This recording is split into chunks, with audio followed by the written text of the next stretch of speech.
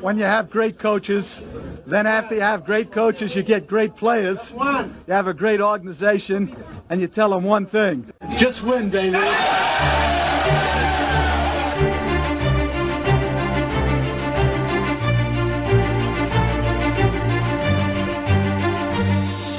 You are listening to Just Pod, Baby, a Las Vegas Raiders podcast brought to you by silverandblacktoday.com. And now your host, Evan Groat. And welcome back, Raider Nation, and let's go. I am your host, Evan Groat, and you are listening to Just Pod, Baby. As always, we're brought to you by Silver and Black Today. Lots to get to tonight. It's been an absolute frenzy all week long, a roller coaster of emotions for the fans. I gotta say, I feel like my blood pressure has really gone up this week. We've had to say goodbye to one of the captains, and not only a great player, but a really great guy as well. The epitome of a pro in center, Rodney Hudson. We'll get to all the moves. We'll talk about that trade and everything else that's been going on this week, what still needs to be done, and how it impacts the plans for the draft going forward. Now, it's just you and I tonight for the duration of the show. No guests lined up for this week, so it's going to be you and I, and we're going to get into a lot of different things here. But I want to begin tonight with trying to make sense of what has went down here in the past few days. The dust has now settled a bit after what was a rocky start to the week, right? Kind of had a lot of us trying to figure out what the heck was going on here, what was the plan.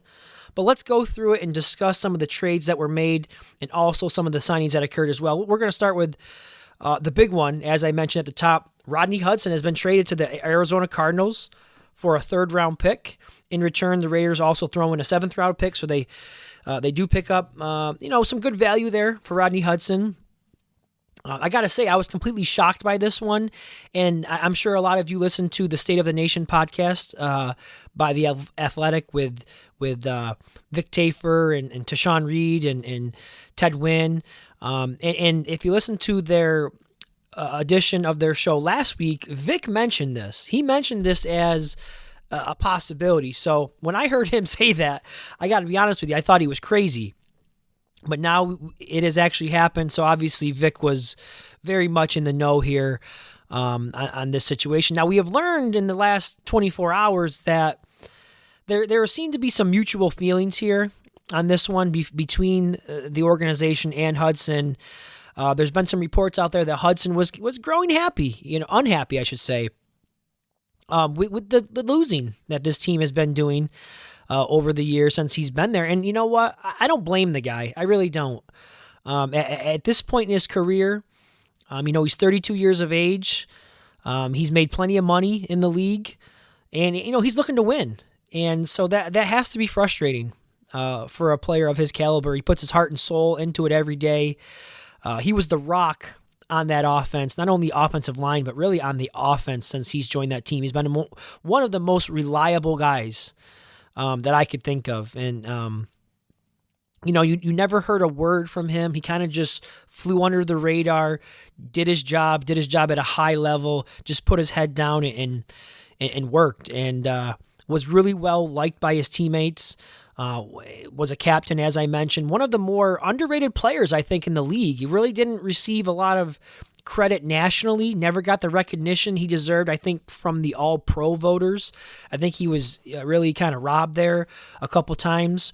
So no doubt that is a huge loss.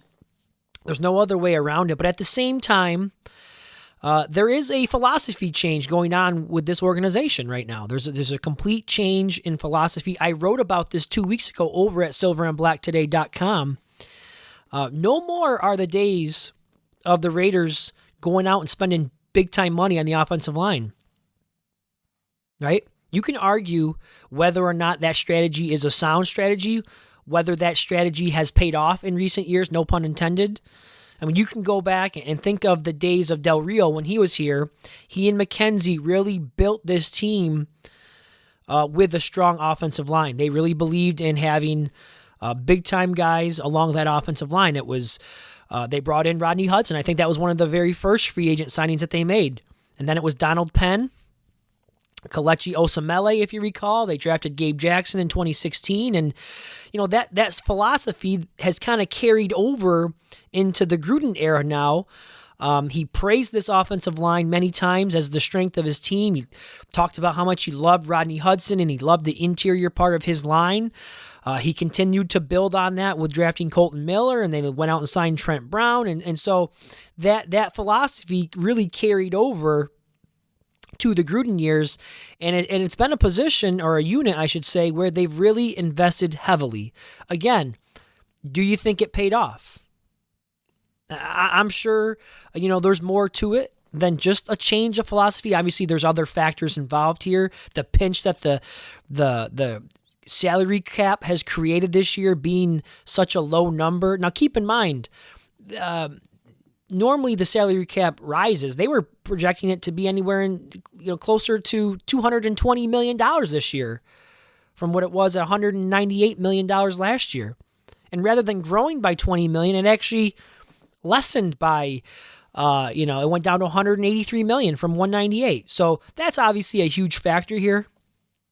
But as I said in my story with silverandblacktoday.com, I think this has more to do with the fact that the success that Tom Cable has had since he's been here. I mean, he's done a great job. There's no denying that. He has had to deal with a plethora of injuries all across the line. And I think that's really given Gruden confidence that Cable can do more with less, right? They believe that Cable does not need these high-end free agents. You don't have to go out and sign a right tackle to the largest contract in NFL history. They don't feel he needs those types of players. And I can tell you, we're going to find that out very soon, because right now, Andre James is being slated to be the next starter at center, although I did see just before I came on here to record that they did sign another center, Nick Martin, who was with the Texans. And I can't say that I know a ton about Nick Martin, to be completely honest with you. I did see that he has, I think it was 47 or 49 career starts, decent player. So he's a guy that can come in and challenge James for that job. But, James or whoever it may be, Martin, they got some big shoes to fill. So we're going to test that theory real quick here. And we're going to see if Andre James, young guy like Andre James, John Simpson, another guy, and Tom Cable, we're going to see if they're up for that big task. And the other trade that occurred on Wednesday was obviously Gabe Jackson. And this one came as less of a surprise just because, we heard his name being tossed around in possible trade scenarios last year. I always thought he was a possible cap casualty last year. But I'll admit, I think they did a nice job getting some trade value for not only Hudson, but also Jackson, because we all thought a couple of days ago, these guys were just outright being released, right? And so to get a 5th round pick in return for Gabe Jackson, along with that 3rd round pick for Rodney Hudson, I think that's got to make you feel pretty good. I mean, you hate to lose these guys. Hudson, obviously, I think one of the top 3 centers in the league. Gabe Jackson, I thought he was a serviceable right guard. I think he can be replaced, but I did like what he brought to the team for the last few years. So the team does now have 2 3rd-round picks and 2 3rd-round picks and 2 5th-round picks. And I think they have 7 picks now total. So I do like adding the draft capital there. That's a good move.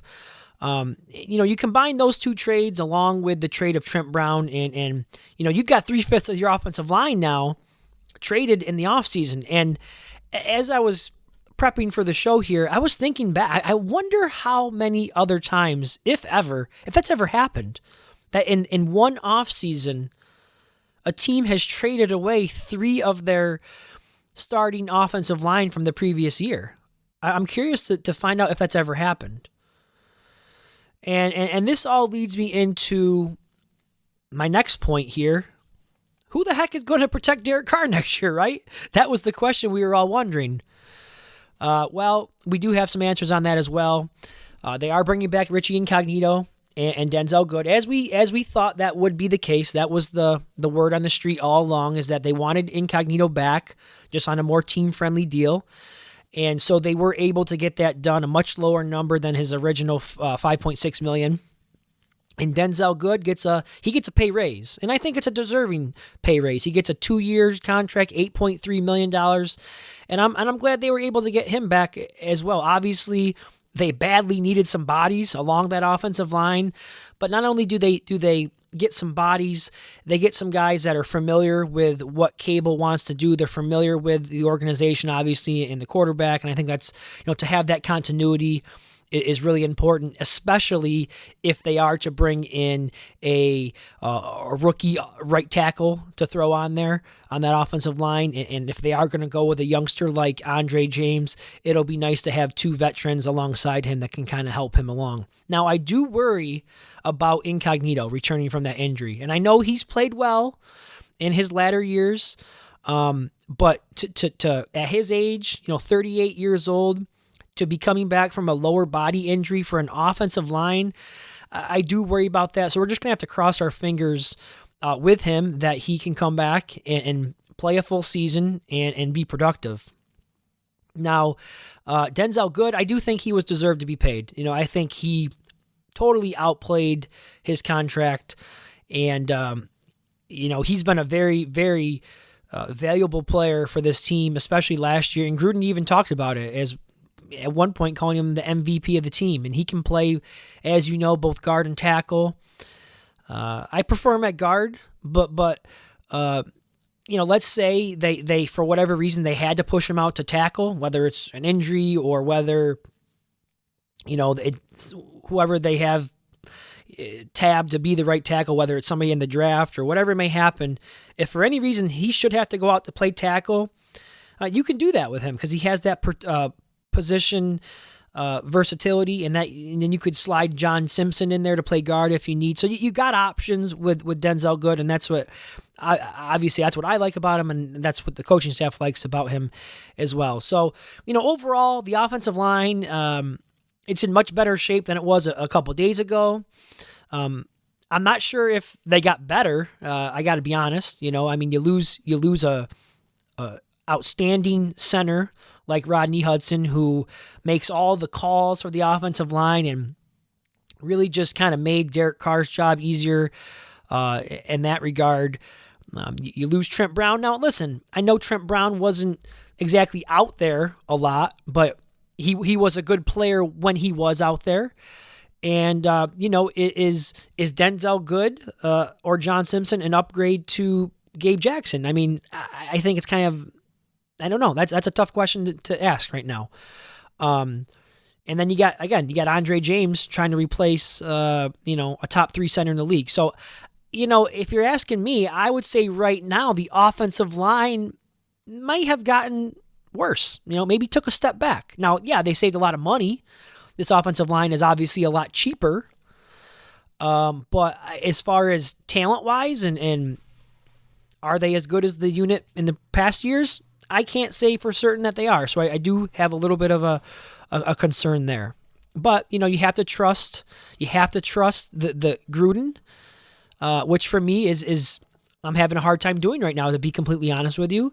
But you have to trust the coaches. You have to trust Cable and their evaluation of these guys and their evaluation of the current situation. Let's move away from the offensive line here for a few moments, and let's break down some of the other signings that have taken place, starting with Yannick Ngokue. Really excited about this one. I know a lot of you are as well. And I know that, he's a guy that they had showed some interest in when he became available by trade, I think it was last season. And I'm glad that they were able to finally get him in. They didn't have to give up the trade assets to do it. They were patient with it, which I like. I like the contract as well. I believe it's a win-win for both parties, really. It's a win-win for him and for the organization. They get a 25-year-old edge rusher right now who, he's looking to get paid, and I think he got a decent payday here with, $13 million a year. But if he's not satisfied with that, if he still wants more, which I'm sure he does, and then the $26 million that he's going to get from Las Vegas, he's got a great opportunity here to set himself up for another huge payday 2 years from now, because he will be a free agent in 2 years at the age of 28. He's still young enough at that point to, get himself a nice contract. So he's going to be highly motivated. And I think not that his effort or energy out there, he's a high motor guy. Not that that's ever been called into question, but I think they're going to get the best version of Yannick Ngokue that they possibly can. I think being reunited with Gus Bradley, who they both have experience working together from their days in Jacksonville, I think that's a great thing for Ngakoue. I think it's a great thing for the Raiders because Bradley knows how to get the best out of this guy. One of his better seasons came under the guidance of Gus Bradley. So I think that's just another real benefit of this move. Now, the only downside I would say, if there is a downside, is that Ngakoue is more of a specialist. He pass rush is his calling card, and that's exactly what the doctor has ordered for this defense. We all know that, but he's not exactly stout against the run. Not something that he's known for. So he's more of a pass rush specialist that will probably be asked to play the majority of the snaps on the edge. I don't know exactly what the rotation is going to look like. I have a feeling that Crosby will step into more of your third down rusher off the bench. Cleve Farrell will probably be more of your first and second down option on the edge. Will kick inside to play tackle on passing situations. So I think Ngakoue and Farrell will be your starters. That's just my opinion on it. So anyhow, I do like the signing. I think he's an impact guy, an alpha that they needed to get. Now, they've also added a couple of defensive tackles, and I think that there's some people out there that are a bit more excited or a bit more high on these guys than I am. Solomon Thomas and Quentin Jefferson. I'm going to start with Thomas. I mean, look, I don't know. I got to be honest. Again, I want to be a straight shooter with you guys. I don't really see what there is to be excited about with this guy. I know he's a former third overall pick, and he's had to deal with some off the field issues with I believe it was like the death of a family member, and I know how difficult that can be. But he has really done nothing as a pro. Nothing. Was he playing out of position? It's possible. I know that he was used more as a defensive end in San Francisco. Did he get lost in the shuffle, among a talented defensive line in San Francisco? Yes, absolutely. He was playing alongside DeForest Buckner and Armstead, and, they got a lot of talent there on that D-line, but, I just haven't seen enough production from him, and he's coming off the torn ACL last season. I just don't like the signing. I really don't. He's still young enough where he can show some growth. It's not like we've never seen a player at the age of 25, get into a new environment, a new situation, giving an opportunity, a fresh start. I really do believe in that. But I'm not really counting on a major contribution from Solomon Thomas. I think he's a depth signing. He's going to add a little bit of competition to that room. But as far as an impact, I just don't know, what we should really be expecting from him. Now, as far as the other guy, Quentin Jefferson, is concerned, I know a lot of people were happy about this one as well, and I get it. He's got some juice to his game. He's a big guy, 290 pounds, and I saw he ran a 4.9 40. So he's got a little bit of juice to him. But I've got a lot of friends here. Obviously, he's a former Buffalo Bill. I got a lot of friends here, who are watching these Bills games on a weekly basis. And I can't say that I've watched Quentin Jefferson a ton, but I talk to a lot of my buddies here that I trust with their football opinion, and I got a pretty decent scouting report on him. And I can't say that it was exactly a glowing report. Pro Football Focus graded him out with a 50 against the run. and a 67.9 against the pass. That ranked him 81st out of 125 eligible defensive tackles. Now, the intel that I've gotten about Jefferson is that, he was playing a little bit out of position. Buffalo used him a lot as like a one tech, where my buddy believed he would have been more successful as maybe a three tech, with the option, with the ability to move outside if they needed him to.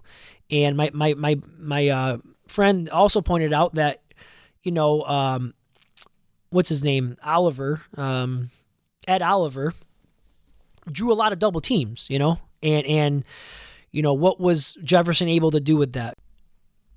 After the signing of Ngokue, I think the next move that's got me the most excited is bringing back Nicholas Morrow. He was one of the lone bright spots on the defense last year, and I think he's going to continue to get better. I think I'm really excited that they made him a priority and brought him back. Jonathan Hankins also re-signed, a strong run defender. And the defensive line is starting to take shape, whether you like what they've done there or not. There are some bodies there now.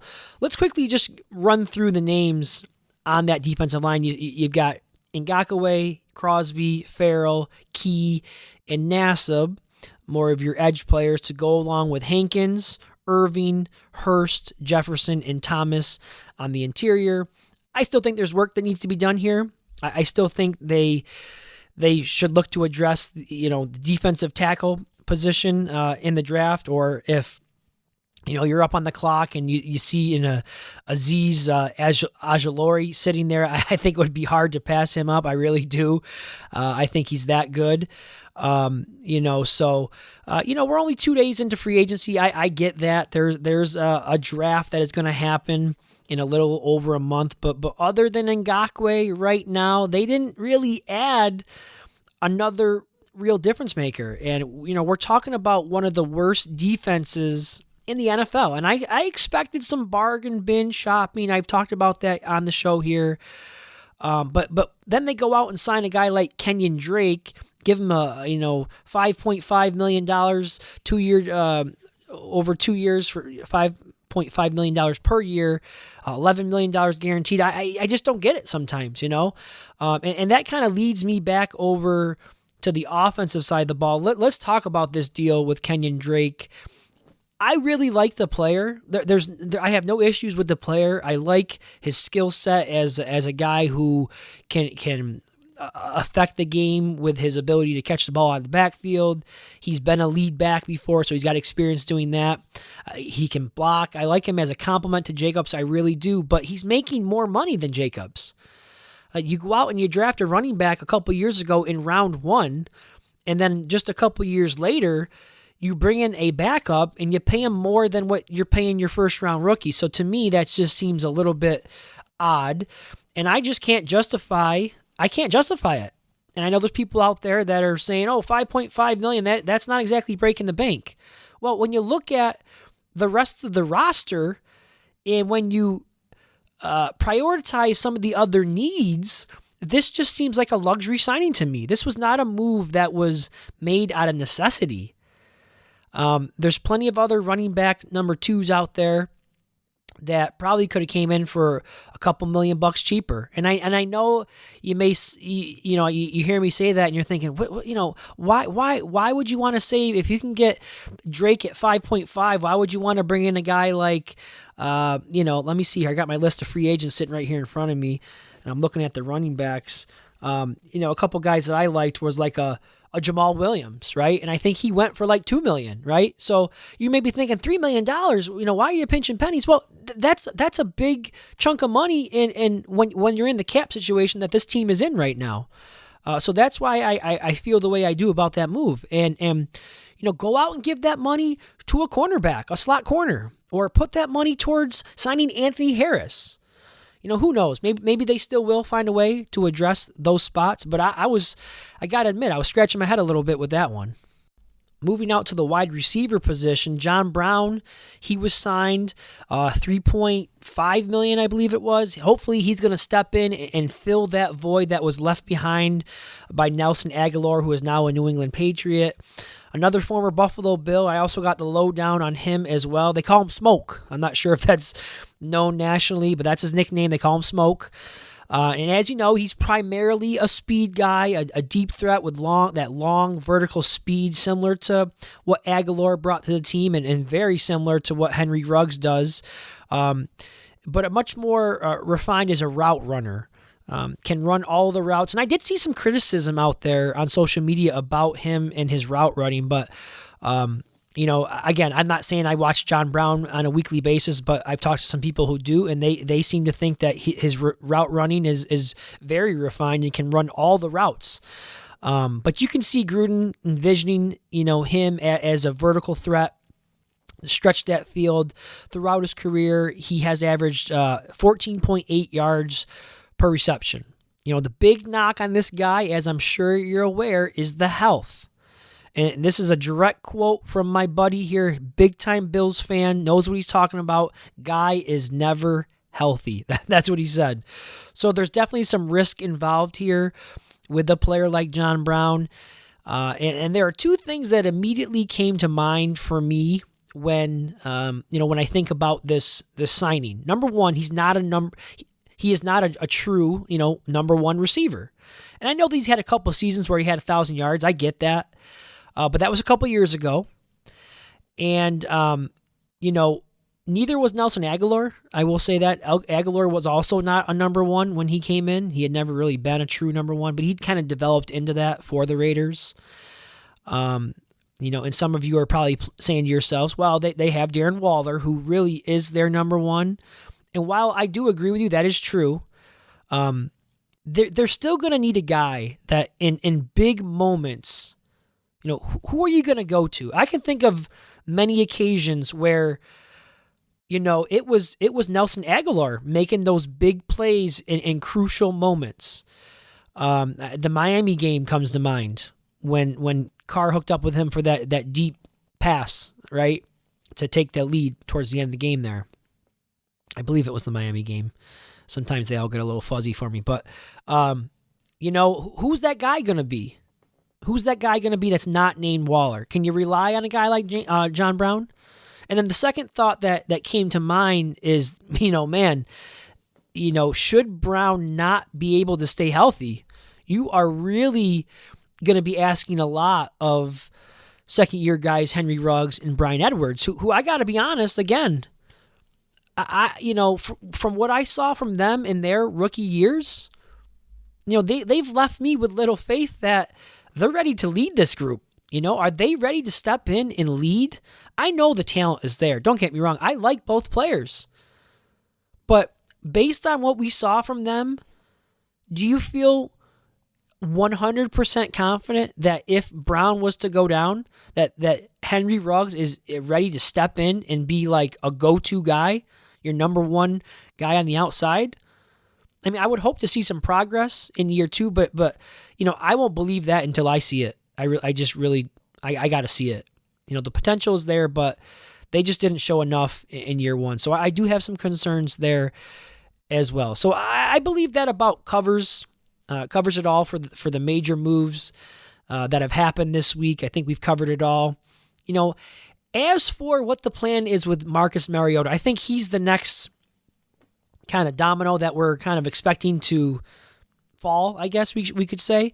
It was reported today that they're asking him to take an $8 million pay cut. That's not going to happen. I don't see him saying, yeah, I'll take, what's he getting, 10.7? Yeah, I'll take $2 million a year. That's not going to happen. I would imagine that at this point in his career, he still believes he can be a starter. So he knows this team isn't going to hold on to him. He knows that contract's just too big for them right now. So he's just going to wait this out. He'll eventually be cut.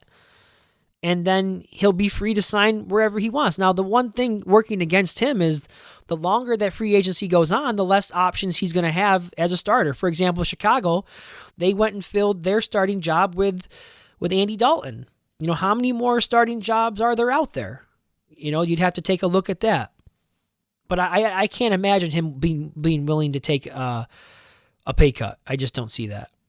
So that would be the move. And I know they want to trade him. I know that's why they're holding on to him. They're hoping that they could churn another trade like they have done with Jackson and Hudson. But that is the move that I would expect to happen any day now, whether it's a trade or just an outright cut. That will free up another $10.7 million. I still think they need to do some work on the defense, as I mentioned a few moments ago. And I think it has to be a splash signing. And I know there's not a whole lot of guys out there that would fall under that category, but Anthony Harris, safety, he still fits that description as a splash signing. Now, going into free agency, I always felt that the plan was they needed to come away with 2 players on the defense that I considered to be difference makers. Now, whether that came from a player that's on the edge, or it was a defensive tackle, or a safety, they needed to come away with 2 of those guys, big-time players, okay? And I think that they have checked off one of those boxes to this point. Harris would qualify as a difference maker, and I think they badly need a guy like him in the secondary, so I really hope they can get that done with him sometime soon. But overall, as I begin to wrap it up this week here on Just Pod Baby, my overall impressions of the first week of free agency is that outside of Yannick Ngokue, I just don't know how much better the roster is at this point. I know it's early. I'm not jumping the gun. I'm not making any final predictions for the season. I'm just talking about where they currently stand right now. I want you to think about this for a moment, okay? Let's start on the offense. Essentially, what you have here is the same group you had in 2020, minus Rodney Hudson, Gabe Jackson, Trent Brown, and Nelson Aguilar. Think about that. You just lost those 4 players. They're being replaced with Andre James, who it looks like now he'll be battling for that job with Nick Martin. John Simpson and Denzel Good will probably compete for that right tackle job. And we still don't know what the plan is at right tackle. That might come from someone in the draft. And then you're hoping that John Brown can fill the void that was left by Aguilar. And you can throw in Kenyan Drake, a nice little backup running back. So in your opinion, has the offense improved? And I know the offense was never the problem. I get it. But has it improved? I don't think so. I would argue that the defense did not improve because there's so many unknowns right now with that offensive line. How does Incognito hold up recovering from that injury? Is John Simpson and Andre James, are they ready to be starters? We don't know that. Yeah, we've heard the coaching staff say they like Andre James, but this guy's played like 115 snaps throughout his career. Okay? We don't know. What is the plan at right tackle? And then the other big question is, can John Brown stay healthy? I think these are all fair points. And I think they're all fair questions. And then you go over to the defensive side of the ball. How much better have they gotten? One of the worst defensive units in the league last year. And Ngakoue, no doubt about it, he's a big piece. He should really help. He's going to bring a presence to that defense that they have not had since Khalil Mack. He's a type of player that offensive coordinators have to game plan for him. They have to know where he is on the field. He should make life easier for a lot of guys along that line, like Max Crosby, Cleveland Farrell. Everyone should benefit from having a player like Yannick Ngokue on that line. But the interior pass rush, I'm just not sold. I am not sold on Solomon Thomas or Quentin Jefferson, which is why I still think defensive tackle is another option in the draft. I do think they need to bring someone in there. And they've already discussed they still have a need at safety, slot cornerback. So all in all, I'm going to give you a grade. I'm going to put a grade on this. And I've kind of looked this over, and I would say, I'm going to put on my teacher hat here. If I'm giving this current current free agent class a grade right now, I give it a C. Okay, it's not blowing me away. I think they've added some depth. They've kind of recovered that offensive line from what we thought it was going to look like just a week ago. But again, not a lot of high impact players brought in outside of Yannick Ngokue. So I give it a grade of a C. And I'd like to hear from you guys. I want to know how you guys feel about this year's free agency class. Reach out to me on Twitter, eGroat5. Send me a DM, whatever you want to do. Tweet at me. If you listen to the show, I want to hear some feedback from you guys. I want to know your grade for this class so far. All right, guys and gals, that is going to do it for this week. Make sure you are clicking that subscribe button. Also, leave me a review and a rating if you can. I appreciate all the support you guys show me. All you Hoops fans out there, also enjoy the March Madness tournament this weekend.